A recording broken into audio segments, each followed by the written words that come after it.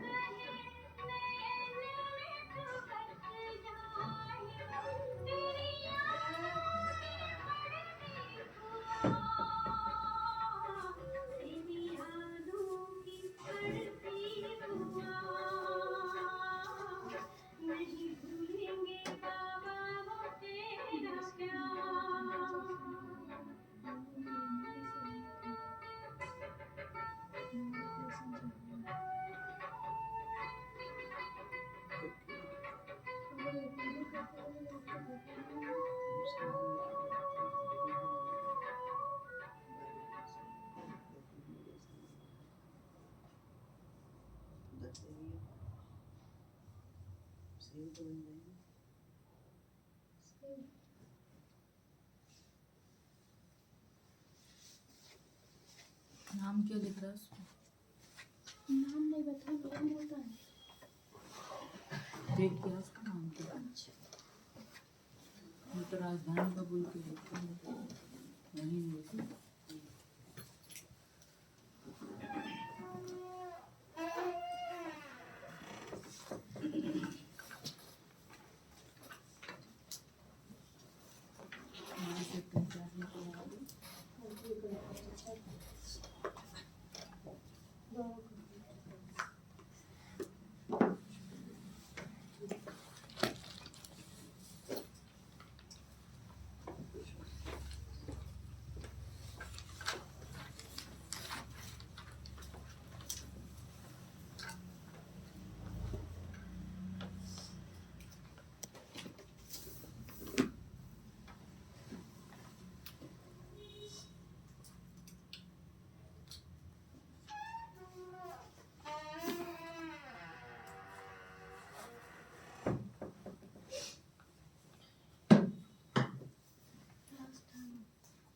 राजधानी तो 26 है।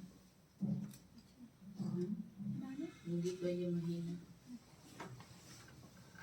तो नमकीन बनाने ना है, तो मैं बोल के आई हूँ ना, होगी का महीना दीदी को दिखा देना उधर से आके। ओम शांति। आज प्यारे बाबा के 17 फरवरी के महावाक्य हैं। प्रातः मुरली ओम शांति बाप दादा मधुबन।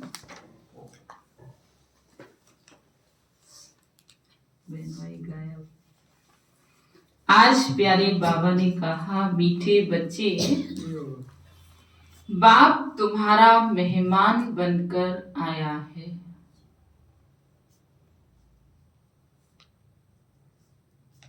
तो तुम्हें आदर करना है।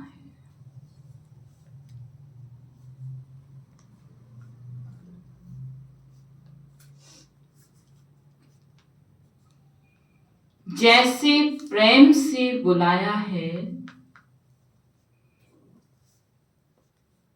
ऐसे आदर भी करना है।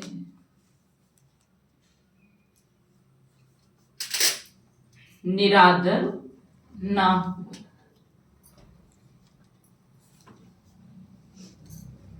तो आदर कैसे होगा बाबा का?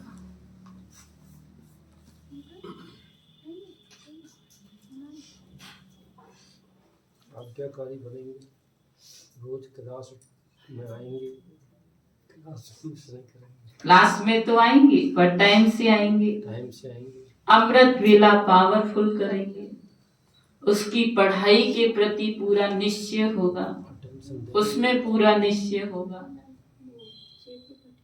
उसकी बात को मानेंगे, उसका रिगार्ड देंगे। क्यों नहीं, थर्ड संडे की सूचना हुई तो भूल जाएंगे, ये तो निरादर हो गया ना। तो बाप का आदर माना बहुत सारी बातें हैं। तो बाबा क्या कह रहे हैं आज कि बाप तुम्हारा मेहमान बन के आया है तो उसका आदर करना है। प्रश्न पूछा आज प्यारे बाबा ने, कौन सा नशा तुम बच्चों को सदा चढ़ा रहना चाहिए?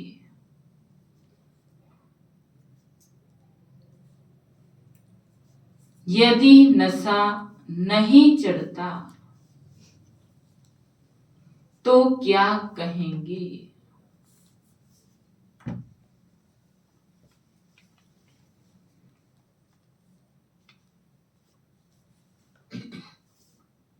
उत्तर बताया आज प्यारे बाबा ने, ऊंचे ते ऊंची आशा में इस पतित दुनिया में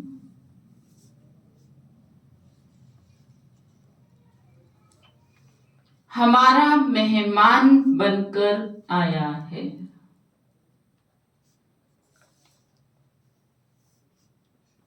ये नशा सदा चढ़ा रहना चाहिए।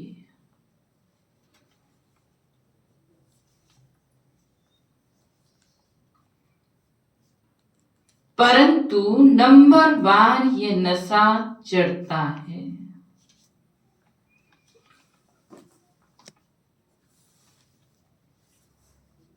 कई तो बाप का बनकर भी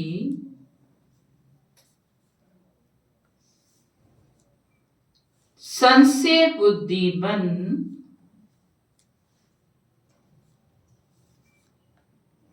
हाथ छोड़ जाते तो कहेंगे इनकी तकदीर।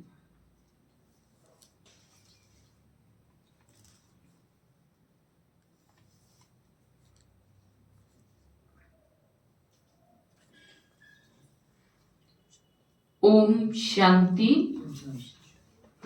ओम शांति।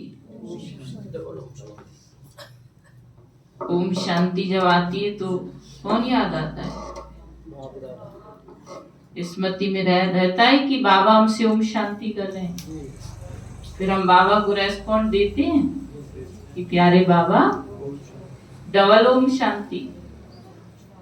बाबा हमसे सिंगल करे, हम क्या करें? डबल। आज बाबा डबल कर रहे हैं। डबल क्यों?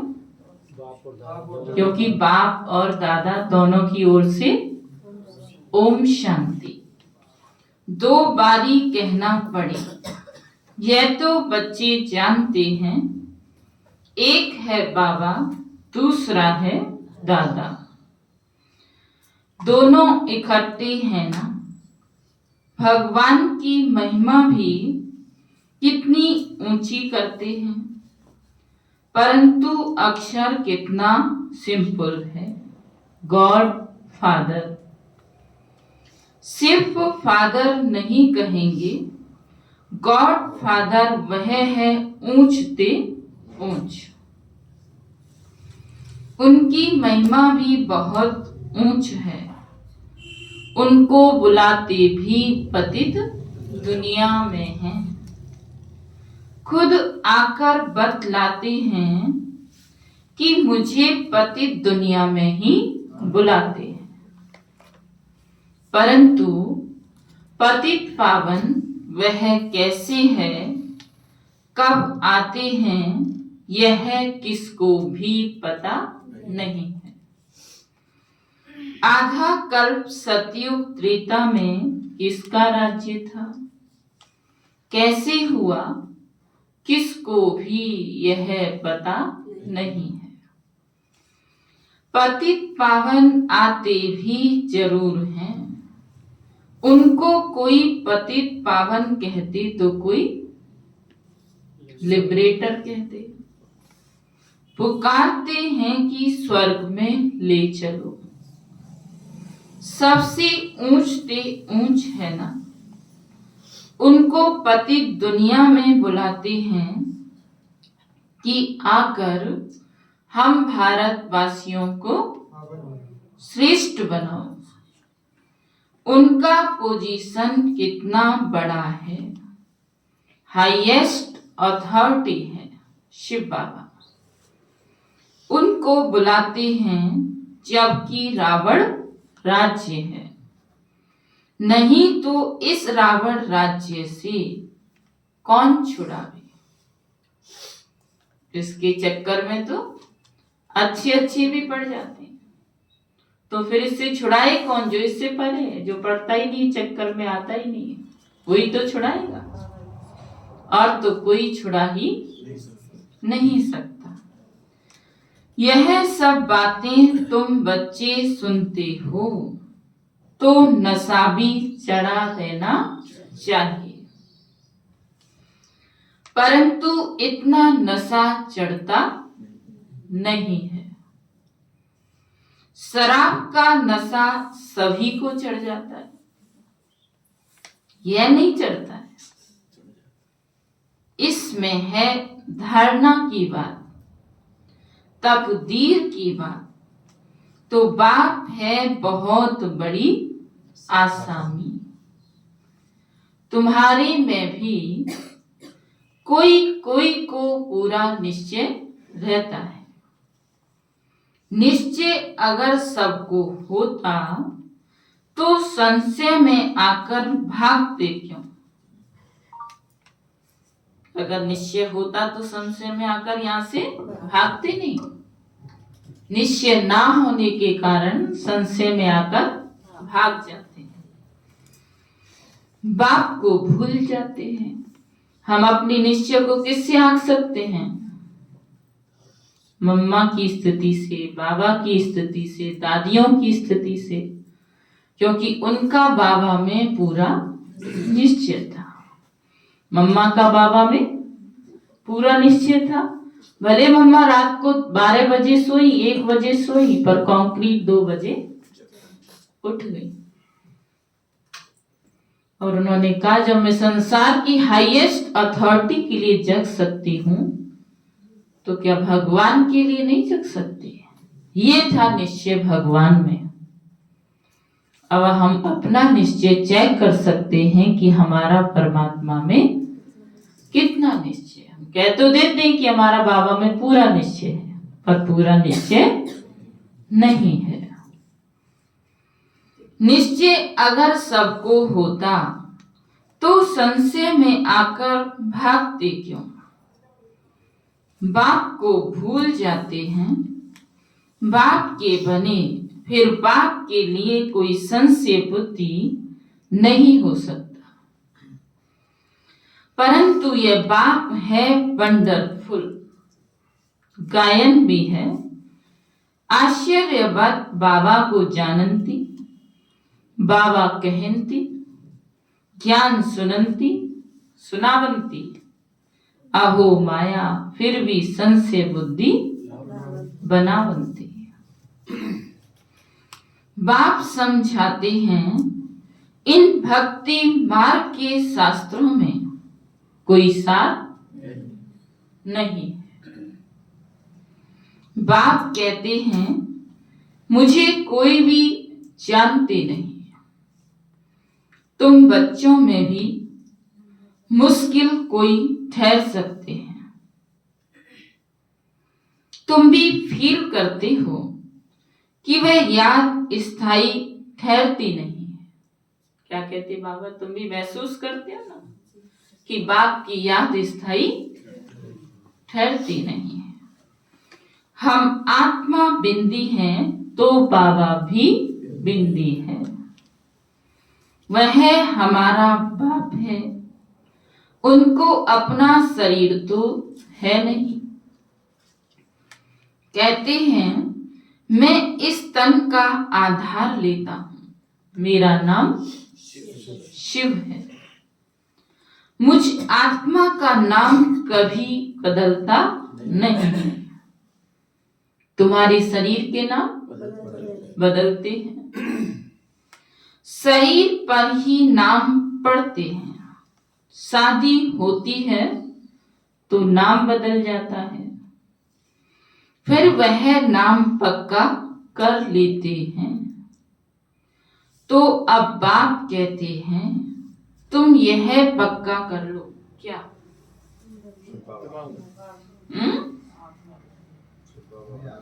क्या पक्का करना है? तुम ये पक्का कर लो कि हम आत्मा हैं। ये बाप ने ही परिचय दिया कि जब जब अत्याचार और ग्लानि होती है तब तब मैं आता हूं। कोई अक्षरों को भी पकड़ना नहीं है। बाप खुद कहते हैं मुझे पत्थर भीतर में ठोक कितनी ग्लानि करते हैं। यह भी नई बात नहीं। कल्प कल्प ऐसे पतित बन और ग्लानि करते हैं, तब ही मैं आता हूं। तो बाबा कहते कोई नई बात नहीं है, हमने तो मेरी हर कल्प ग्लानि की है, कल्प कल्प की है। जब ग्लानि करते हो तभी मैं आता हूं। कल्प कल्प का मेरा पाठ है, इसमें अदली बदली तो हो नहीं सकती। यह तो अनादि अविनाशी पाठ हो गया ना। बाप कितना ऊंचते ऊंच है। पतितों को पावन बनाने वाला बाप कहते हैं मुझे बुलाते ही इस पतित दुनिया में। मैं तो सदा पावन हूं। मुझे पावन दुनिया में बुलाना चाहिए ना। तो बाबा कहते कि मैं तो पावन हूं, तो मुझे पावन दुनिया में बुलाना चाहिए ना। परंतु नहीं, पावन दुनिया में बुलाने की तो दरकार ही नहीं। पति दुनिया में ही बुलाते हैं कि आकर पावन बनाओ। तो मैं कितना बड़ा मेहमान हूं। तो बाबा कहते कि मैं कितना बड़ा मेहमान हूं। आधा कल्प से मुझे याद करते आए हो। यहां कोई बड़े आदमी को बुलाएंगे, करके 1-2 वर्ष बुलाएंगे। फलाना इस वर्ष नहीं तो दूसरे वर्ष आएगा। इनको तो आधा कल्प से याद करते आए हो। इनके आने का पाठ तो फिक्स हुआ पड़ा है, यह किसको भी पता नहीं है। बहुत ऊंचते ऊंच बाप है। मनुष्य बाप को एक ओर तो प्रेम से बुलाते हैं और दूसरी ओर महिमा में दाग लगा देते हैं। वास्तव में यह बड़े से बड़ा गेस्ट ऑफ ऑनर, जिसकी महिमा को दाग लगा दिया। बड़े से बड़ा गेस्ट ऑफ ऑनर है जिसकी महिमा को दाग लगा दिया। कह देते वह तो पत्थर वित्तर में है। कितनी हाईएस्ट अथॉरिटी, सारी दुनिया का मालिक, और उसको कहां कर दिया? कण कण में ठोक दिया, पत्थर भित्तर में बता दिया। कितनी बड़ी ग्लानि की। तभी तो बाप को आना पड़ा। बुलाते भी बड़े प्रेम से हैं, परंतु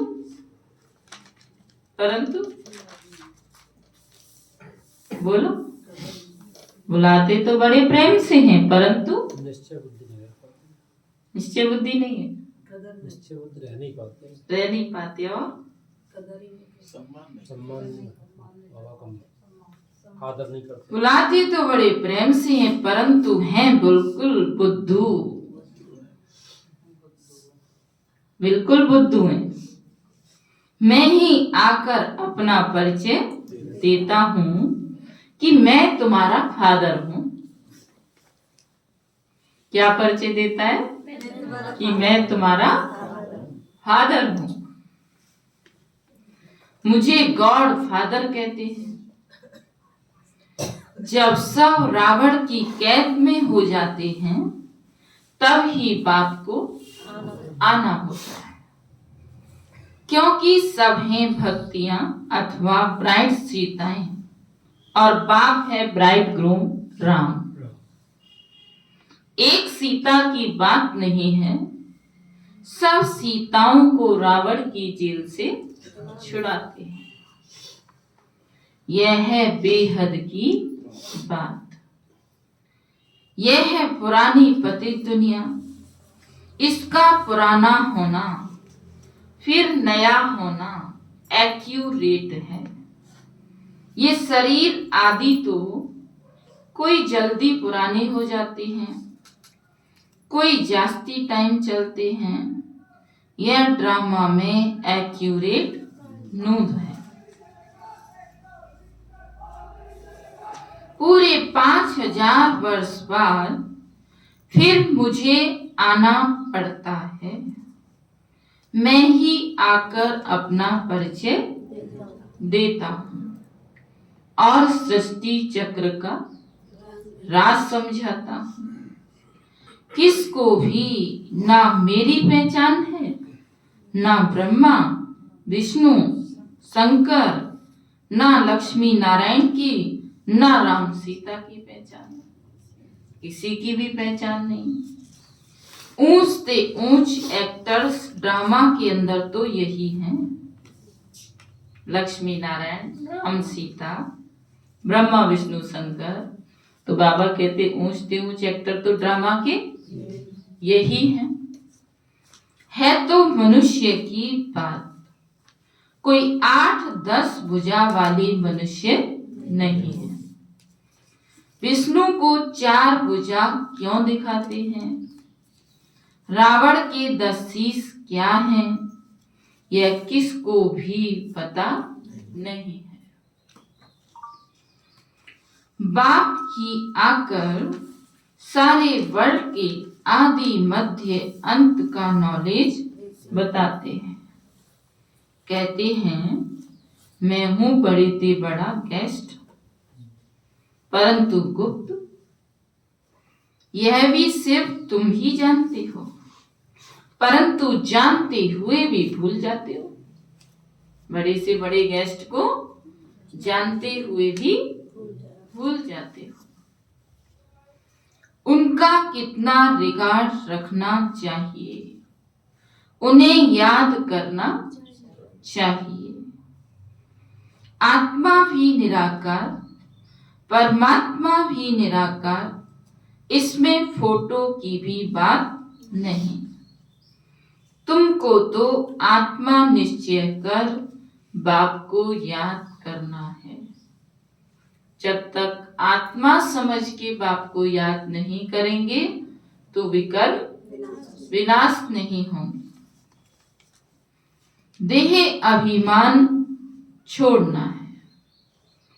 तुम्हें सदैव अविनाशी चीज को देखना चाहिए। और अविनाशी चीज क्या है? आत्मा नहीं है। तो व्यक्ति को भी देखो तो उसकी अविनाशी चीज को देखो, और अविनाशी चीज है आत्मा। तुम विनाशी देह को देखते ही क्यों हो? नाशी शरीरों को तुम देखते ही क्यों हो?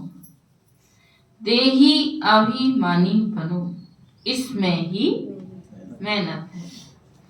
जितना याद में रहेंगे उतना कर्मातीत अवस्था को पाए ऊंच पद पाएंगे। जितना बाबा की याद में रहेंगे उतना ही कर्मातीत अवस्था को पाए ऊंच पद पाएंगे। बाप बहुत ही सहज योग अर्थात याद सिखलाते हैं। योग तो अनेक प्रकार के हैं, याद अक्षर ही यथार्थ है। परमात्मा बाप को याद करने में ही मेहनत है। कोई बिरला सच बताते हैं कि हम इतना समय याद में अब मैं 1 घंटे योग में बैठा हूं, इसका मतलब ये नहीं 1 घंटे मेरा योग लग गया।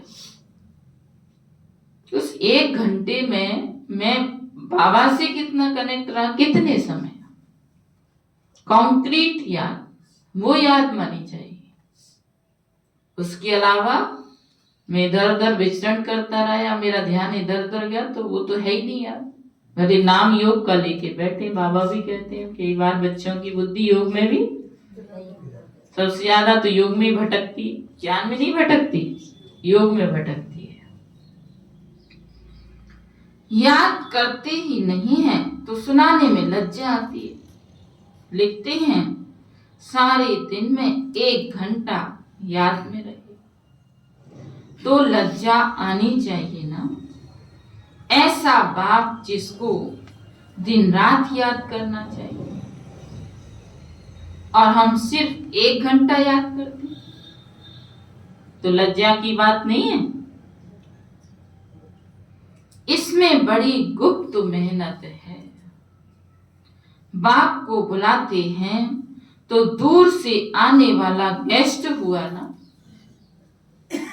बाबा को बुलाया है तो दूर से आने वाला गेस्ट हुआ ना। बाप कहते हैं मैं नई दुनिया का गेस्ट नहीं बनता, मुझे तो पुरानी दुनिया में ही बुलाते हैं। मैं पुरानी दुनिया का गेस्ट ऑफ ऑनर हूं, आता ही पुरानी दुनिया में हूं, नई दुनिया की स्थापना आकर करता हूं। यह पुरानी दुनिया है, यह भी कोई यथार्थ नहीं जानते। नई दुनिया की आयु ही नहीं जानते। बाप कहते हैं यह नॉलेज मैं ही आकर देता हूं, फिर ड्रामा अनुसार ये नॉलेज गुम हो जाती है। फिर कल्प बाद ये पाठ रिपीट होगा। मुझे बुलाते हैं, वर्ष वर्ष शिव जयंती मनाते हैं। जो होकर जाते हैं तो उनकी वर्ष वर्ष बरसी मनाते हैं। शिव बाबा की भी 12 मास बाद जयंती मनाते हैं, परंतु कब से मनाते हैं यह किसको भी पता नहीं है।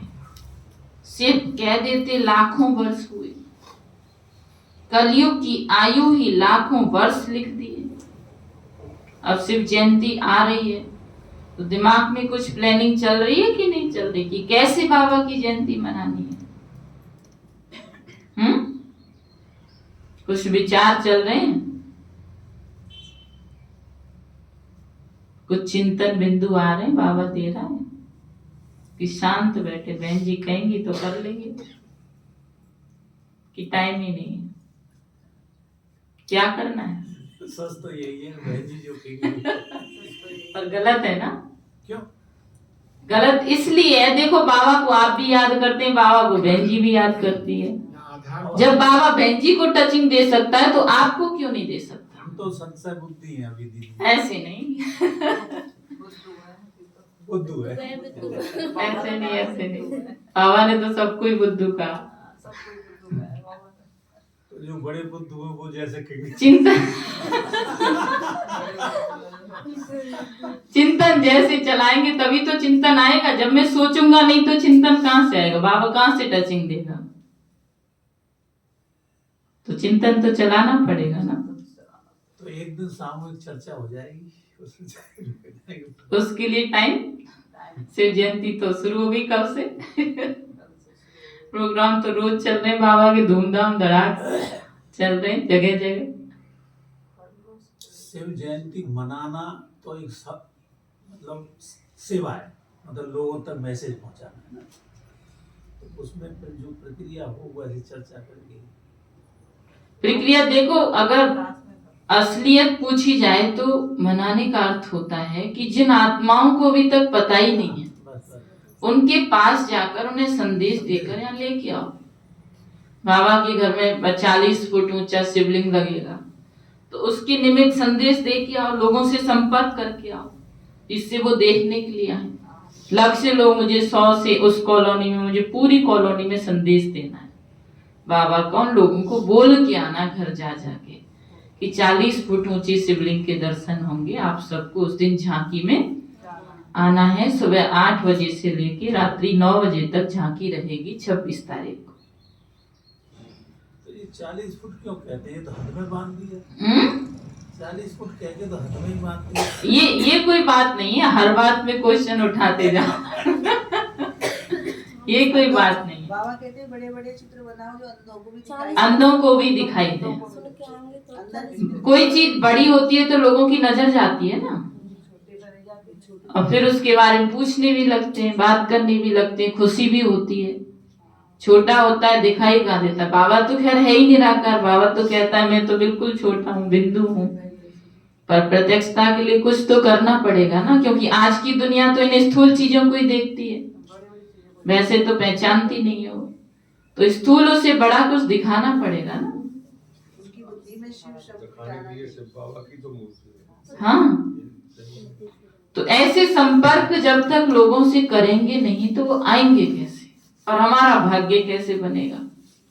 तो मेहनत तो करनी पड़ेगी ना, बिना मेहनत के क्या होगा? कुछ नहीं हो सकता है, और उसके लिए हम लक्ष्य लेंगे तभी तो मेहनत होगी। तो बाबा कहते किसको भी पता नहीं, सिर्फ कह देते लाखों वर्ष हुए। कलयुग की आयु ही लाखों वर्ष लिखती है। बाप कहते हैं ये 5000 वर्ष की बात है। बरोबर इन देवताओं का भारत में राज्य था ना, तो बाप कहते हैं मैं भारत का सबसे बड़ा मेहमान हूं। बेचारा खुद ही कह रहा है, कितनी बार कहा है कि मैं भारत का सबसे बड़ा मेहमान हूं, सबसे दूर से आता हूं, और जो दूर से आता है वो मेहमान होता है। तो बाप कहते हैं मैं भारत का सबसे बड़ा मेहमान हूं, मुझे आधा कल्प से बहुत निमंत्रण देते आए हो। जब बहुत दुखी होते हैं तो कहते हैं हे पतित पावन आओ। मैं आया भी हूं पतित दुनिया में। रथ तो हमको चाहिए ना, इस दुनिया में आएगा तो फिर रथ तो चाहिए ना उसे। आत्मा है अकाल मूर्त, उनका ये तख्त है। बाप भी अकाल मूर्त है, इस तख्त पर आकर विराजमान होते हैं। ये बड़ी रमणी बातें हैं, और कोई सुने तो चकित हो जाए। अब बाप कहते हैं बच्चे मेरी मत पर चलो। क्या कह रहे हैं बाबा? बच्चे मेरी मत पर चलो। अब दुनिया की मत मानने का समय नहीं रहा है। रावण की मत मानने का समय है ही नहीं। रावण की मत आ रही तो उसको तुरंत दूर कर दो, और नहीं करोगे उसके प्रभाव में आओगे तो माया खींच के ले जाएगी। चाहे दुनिया का कोई कितना भी बड़ा पद पोजीशन वाला व्यक्ति है, पर हम अपनी धारणा से अड़े नहीं होंगे। हमारा नियम है तो नियम है, हम अपनी धारणाओं के साथ कोई कंप्रोमाइज नहीं कर सकते। एक बार कहेंगे फिर आपके पास नजदीक फटकेगा ही नहीं। तुम सहयोग देते रहेंगे फिर तो वो बार बार आएगा और फिर खींच के ले जाएंगे। तो बाप कहते हैं बच्चे मेरी मत पर चलो। समझो शिव बाबा मत देते हैं, शिव बाबा मुरली चलाते हैं। यह कहते हैं मैं भी उनकी मुरली सुनकर बजाऊंगा, सुनाने वाला तो वह है ना, ये नंबर 1 पूज्य सो फिर नंबर 1 पुजारी बना। अब ये पुरुषार्थी है। बच्चों को हमेशा समझना चाहिए हमको शिव बाबा की श्रीमत मिली। अगर कोई उल्टी बात भी हुई तो वह सुलटी कर देंगे। ये अटूट निश्चय है तो रेस्पॉन्सिबल शिव बाबा है। पर उसमें भी कोई उल्टी बात हुई तो बाबा उसको सुलटी कर देगा, पर अटूट निश्चय होना चाहिए।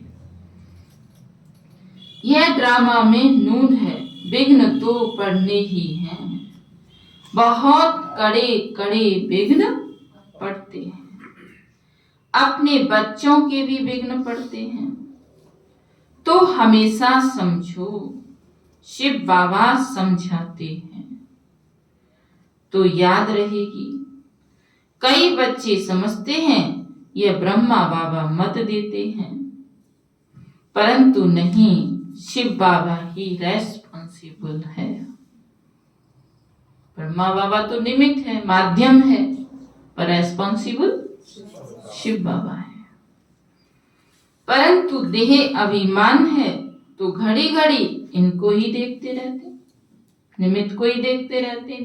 देह अभिमान है तो घड़ी घड़ी। शिव बाबा कितना बड़ा मेहमान है तो भी रेलवे आदि वाले थोड़ी जानते। कहाँ पहुंच गया बाबा? रेलवे डिपार्टमेंट में पहुंच गया। तो बाबा कहते इतना बड़ा महान हूं मैं, तो रेलवे वाले थोड़ी जानते हैं कि शिव बाबा इतना महान है। निराकार को कैसे पहचाने वह समझें। वह तो बीमार हो न सके तो बीमारी आदि का इनका कारण बताते हैं। किसका? ब्रह्मा बाबा का। वह क्या जाने इनमें कौन है। बाबा जब कई बार बाबा को खांसी होती थी, कोई प्रॉब्लम होती थी तो बाबा को दिखाने ले जाते थे डॉक्टर के पास। तो बाबा कहते थे वह क्या जाने कि इनमें कौन है।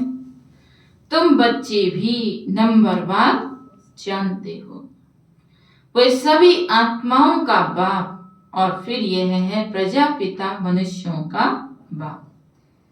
तो यह दोनों कितने बड़े गेस्ट हो गए, शिव बाबा और ब्रह्मा बाबा।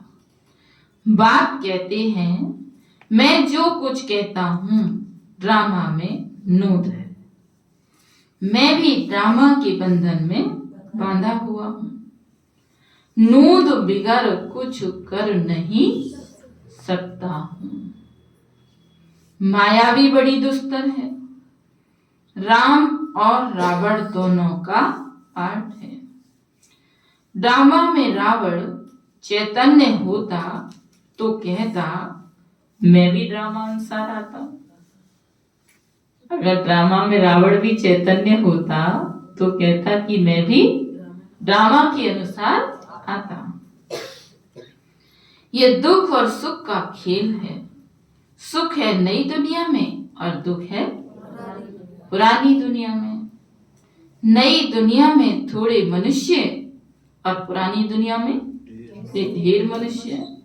परमधाम सारा खाली हो गया, सब नीचे उतर उतर के आ गए। पतित पावन बाप को ही बुलाते हैं कि आकर पावन दुनिया बनाओ, क्योंकि पावन दुनिया में बहुत सुख था, इसलिए ही कल्प कल्प पुकारते हैं। बाप सबको सुख देकर जाते हैं। अभी फिर पार्ट रिपीट होता है। दुनिया कभी खलास नहीं होती। ऐसा नहीं होगा कि सारी दुनिया एकदम खलास हो जाएगी। धीरे धीरे परिवर्तन हो रहा है। कलयुग जाएगा, सतयुग आएगा, पर एकदम दुनिया खलास नहीं होगी। खलास होना इम्पॉसिबल। समुद्र भी दुनिया में है ना। यह 3rd फ्लोर तो है ना। कौन सा है 3rd फ्लोर? स्थूल वतन है 3rd फ्लोर, और 1st फ्लोर परम धाम, 2nd फ्लोर सूक्ष्म वतन। खलास होना इम्पॉसिबल। ये थर्ड फ्लोर तो है ना, कहते हैं जलमयी, पानी पानी हो जाता है, फिर भी पृथ्वी फ्लोर तो है ना, फिर भी पृथ्वी फ्लोर तो रहता ही है। सागर ही पृथ्वी के अंदर है तो फिर सागर में पृथ्वी कैसे डूबेगी? सोचने की बात है। कितना बाबा का ज्ञान गहरा है और गहराई का है।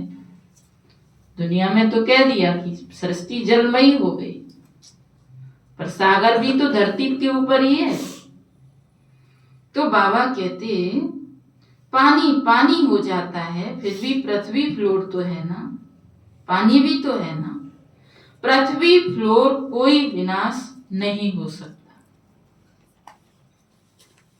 जल भी इस फ्लोर में होता है, पानी भी इस पृथ्वी फ्लोर में ही होता है।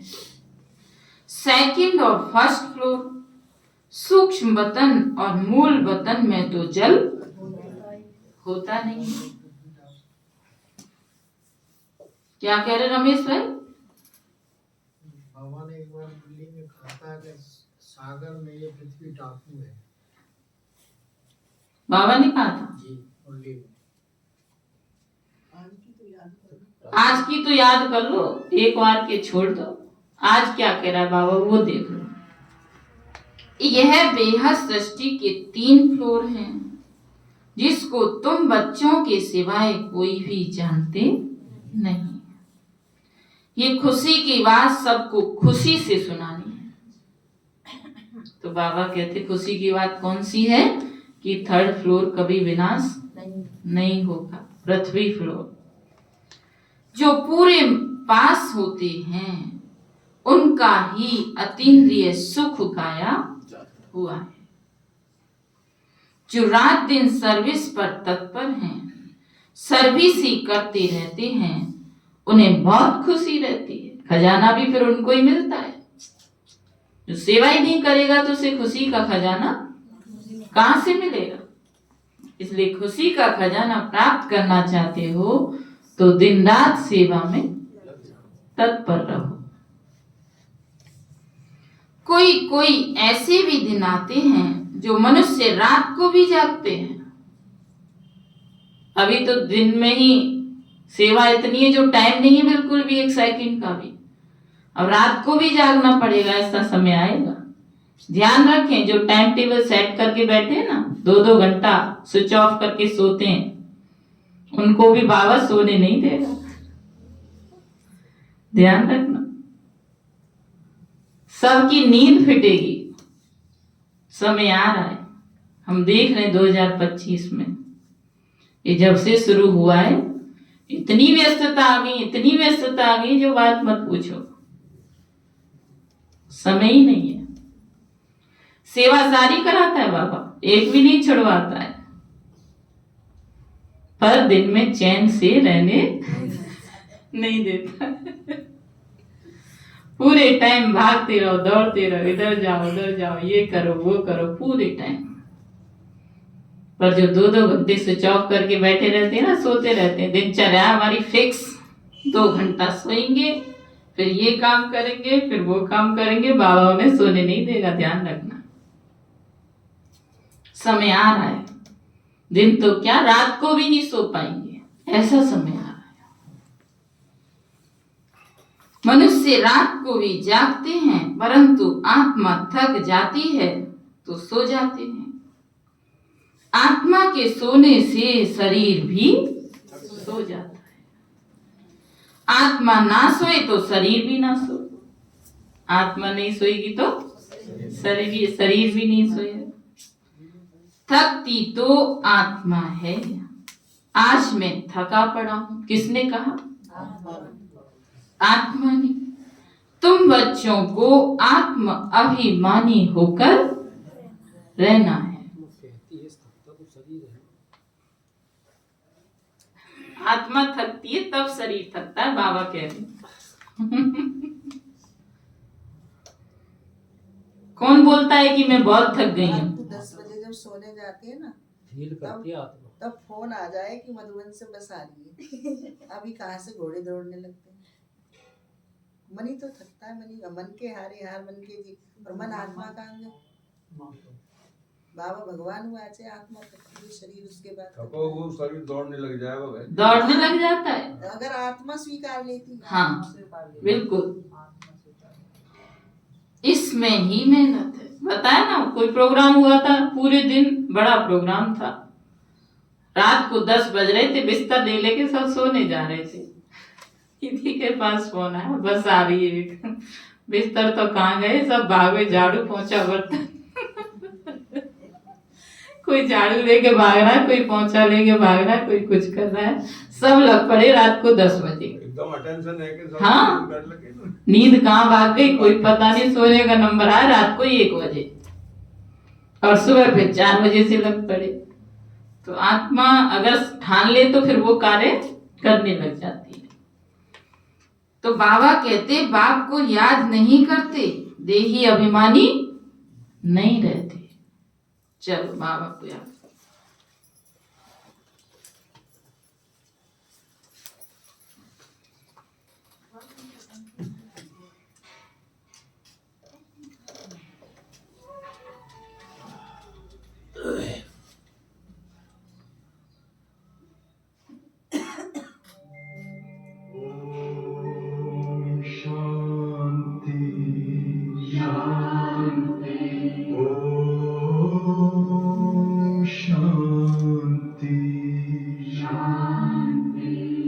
अंतर मन में ज्योति जगा लो, होगा दूर अंधेरा।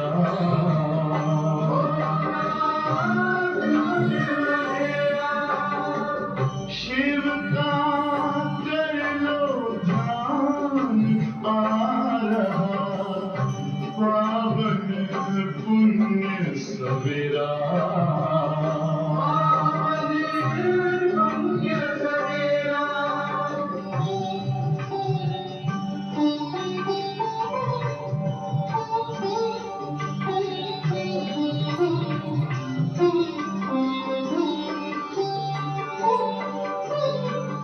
तुम हो कौन, कहाँ से आए, अपने आप को जानो। राजयोग के द्वारा अपना परम पिता पहचानो। इसी राजपथ पर चलकर तुम पालो अपना बसेरा।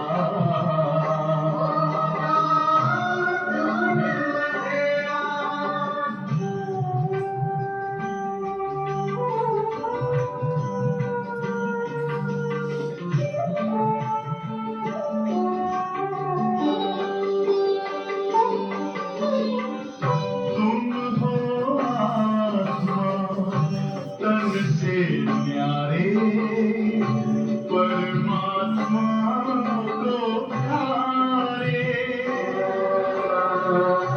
दिव्य गुणों को धारण करके योगी बनो दुलारे।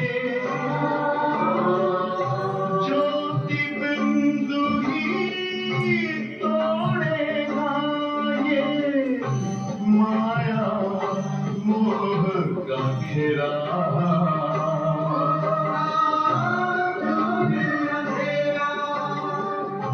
अंतर मन में ज्योति जगा लो, होगा दूर अंधेरा।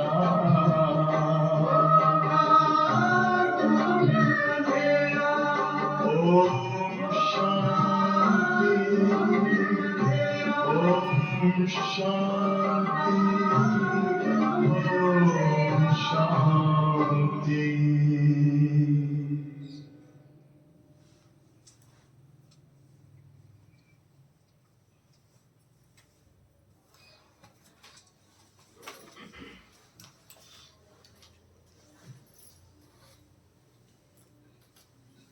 तो बाबा हम बच्चों को समझा रहे थे, थकती तो आत्मा है। आज मैं थका पड़ा हूं, किसने कहा? आत्मा ने। तुम बच्चों को आत्म अभिमानी होकर रहना है, इसमें ही मेहनत है। बाप को याद नहीं करते, देही अभिमानी नहीं रहते, तो देह के संबंधी आदि याद आ जाते हैं। बाप कहते हैं तुम नंगे आए थे, फिर नंगे जाना है। या देह के संबंध आदि भूल जाओ। इस शरीर में रहते मुझे याद करो तो सतो प्रधान बनेंगे। बाप कितनी बड़ी अथॉरिटी है, बच्चों के सिवाय कोई जानते ही नहीं है। बाप कहते हैं मैं हूं गरीब निवाज, सभी साधारण हैं। पतित पावन बाप आया है, ये जान लें तो पता नहीं कितनी भीड़ हो जाए। अगर ये जान लें कि पतित पावन बाप आया हुआ है तो पता नहीं कि कितनी भीड़ हो जाए। बड़े बड़े आदमी आते हैं तो कितनी भीड़ हो जाती है। तो ड्रामा में इनका पार्ट ही गुप्त रहने का है। किसका? शिव बाबा का। आगे चल आहिस्ते आहिस्ते प्रभाव निकलेगा और विनाश हो जाएगा। सब थोड़े ही मिल सकते हैं, याद करते हैं ना तो उनको बाप का परिचय मिल जाएगा, बाकी पहुंच नहीं पाएंगे। जैसे बांधेली बच्चियां मिल नहीं पाती हैं, कितने अत्याचार सहन करती हैं, विकार को छोड़ नहीं सकते हैं, कहते हैं सृष्टि कैसे चलेगी। अरे सृष्टि का बोझ बाप पर है कि तुम पर है? तो बाबा कहते, जो ऐसे कहते हैं उनके लिए बाबा क्या कह रहे कि सृष्टि का बोझ बाप पर है कि तुम पर है। बाप को जान लेवें तो फिर ऐसे प्रश्न ना पूछें। बोलो पहले बाप को तो जानो, फिर तुम सब कुछ जान जाएंगे। समझाने की भी बड़ी युक्ति चाहिए। अच्छा मीठे मीठे सिकी लदे बच्चों प्रति माता पिता बाप दादा का याद प्यार और गुड मॉर्निंग। रूहानी बाप की रूहानी बच्चों को नमस्ते। हम रूहानी बच्चों की रूहानी माता पिता बाप दादा को याद प्यार गुड मॉर्निंग और नमस्ते बाबा, नमस्ते नमस्ते नमस्ते। धारणा के लिए मुख्य सार पहला पॉइंट है, सदा ही हाईएस्ट अथॉरिटी बाप की याद में रहना है।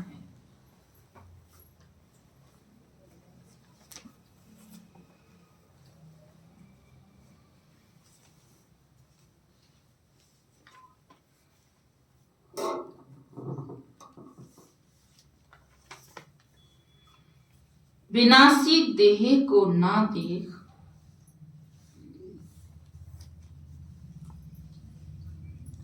देही अभिमानी बनने की मेहनत करनी है।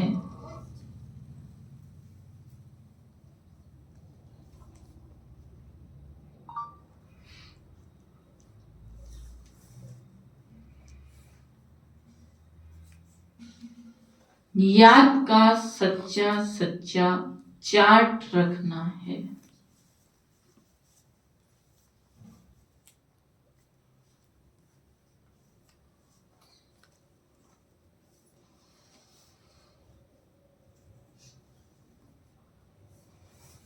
दूसरा पॉइंट है, दिन रात सर्विस में तत्पर रहकर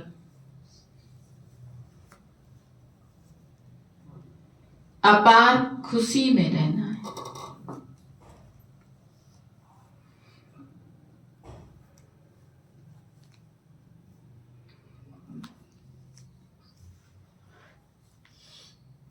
तीनों लोकों का राज सबको खुशी से समझाना है।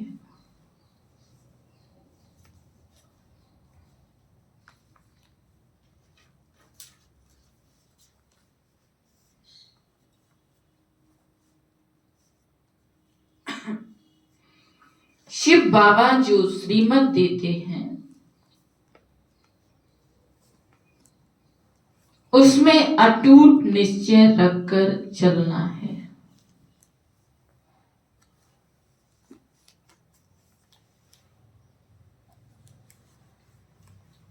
कोई भी विघ्न आए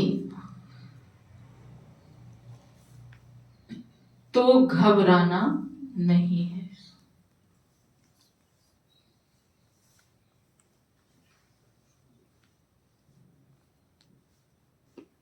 रेस्पॉन्सिबल शिव बाबा है, इसलिए संशय ना आए।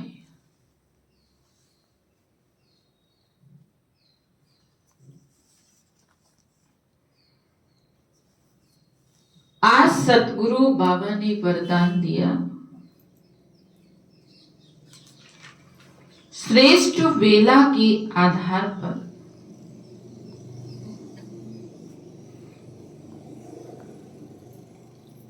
सर्व प्राप्तियों के अधिकार का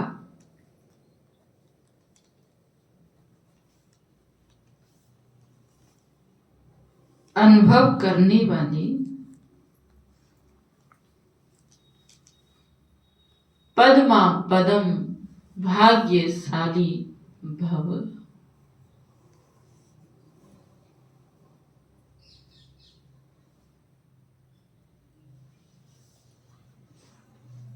श्रेष्ठ वेला के आधार पर सर्व प्राप्तियों के अधिकार का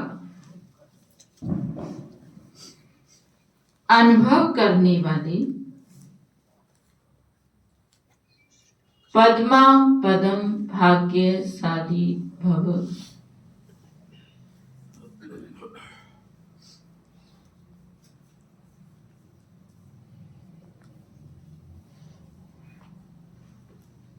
जो श्रेष्ठ वेला में जन्म लेने वाले भाग्यशाली बच्चे हैं,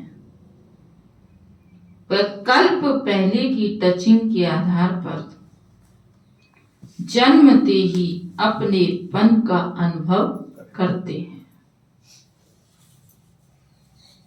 वह जन्मते ही सर्व प्रॉपर्टी के अधिकारी होते हैं। जैसे बीज में सारे वृक्ष का सार समाया हुआ है, ऐसे नंबर 1 वेला वाली आत्माएं सर्व स्वरूप की प्राप्ति के खजाने के आते ही अनुभवी बन जाते हैं। वे कभी ऐसे नहीं कहेंगे सुख का अनुभव होता शांति का नहीं, शांति का होता सुख व शक्ति का नहीं। सर्व अनुभवों से संपन्न होते हैं। स्लोगन दिया प्यारे बाबा ने, अपने प्रसन्नता की छाया से शीतलता का अनुभव कराने के लिए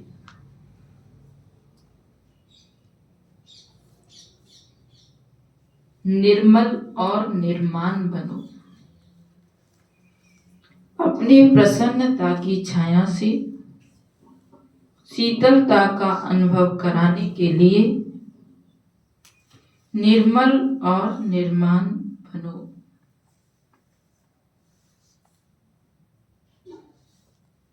अव्यक्त इशारे हैं, एकांत प्रिय बनो, एकता और एकाग्रता को अपनाओ। सर्व संबंध, सर्व रचनाएं एक से लेने वाला ही एकांत प्रिय हो सकता है। जब एक द्वारा सर्व रचनाएं प्राप्त हो सकती हैं, तो अनेक तरफ जाने की आवश्यकता ही क्या। सिर्फ एक शब्द भी याद रखो तो उसमें सारा ज्ञान आ जाता है। स्मृति भी आ जाती, संबंध भी आ जाता, स्थिति भी आ जाती, और साथ साथ जो प्राप्ति होती है वह भी उस एक शब्द से स्पष्ट हो जाती। एक की याद, स्थिति एक रस और ज्ञान भी सारा एक की याद का ही मिलता है। प्राप्ति जो भी होती है वह भी एक रस होती है। ओम शांति। ये थे आज के प्यारे बाबा के मधुर महावाक्य। तो बाबा ने कहा, मीठे बच्चे, बाप तुम्हारा मेहमान